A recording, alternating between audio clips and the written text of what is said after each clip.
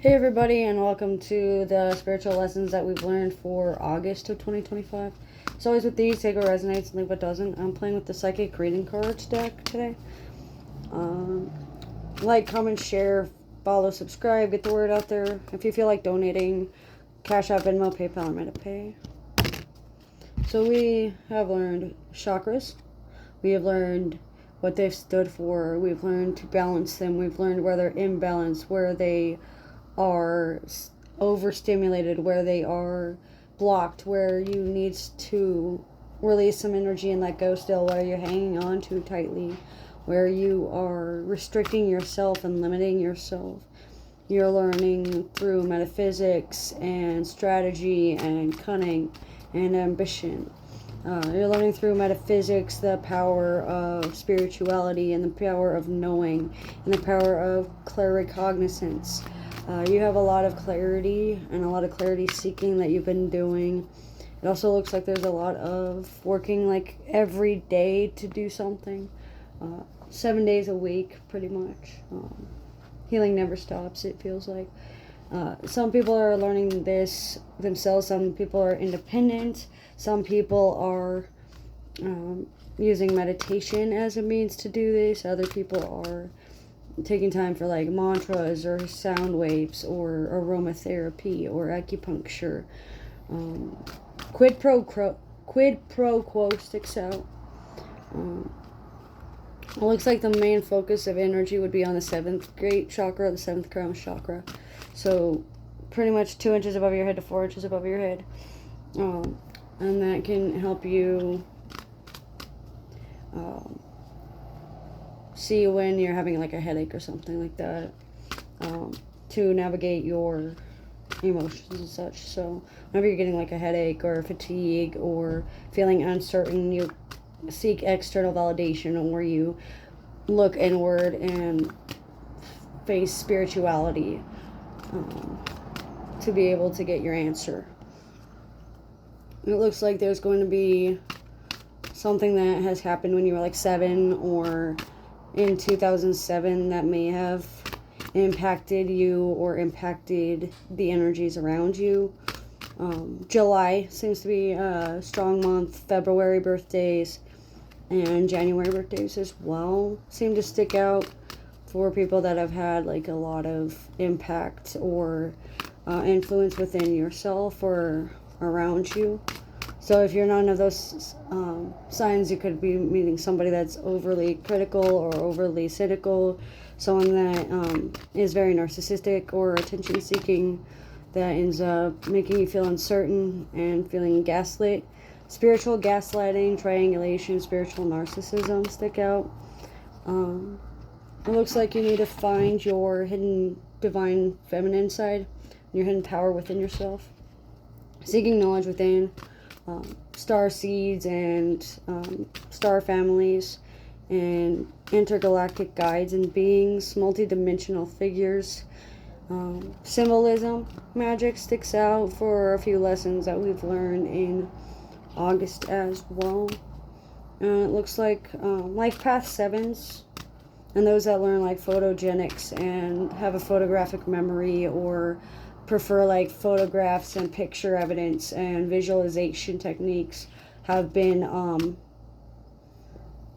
very beneficial. Sorry, there's a lot of distracting and nervous energy in the air today. There seems to be some form of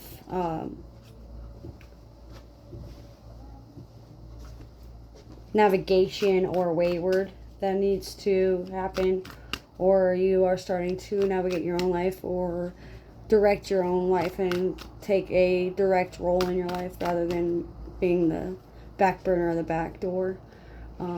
It also looks like there's a lot of creativity, a lot of creative mindsets, a lot of creative visionaries that are going to be learning and have learned how to balance nature and nurture, balance spirituality and mindset, balancing chakra points and aura points, balancing that fine line of divinity that all of us possess, or a vast majority of us do.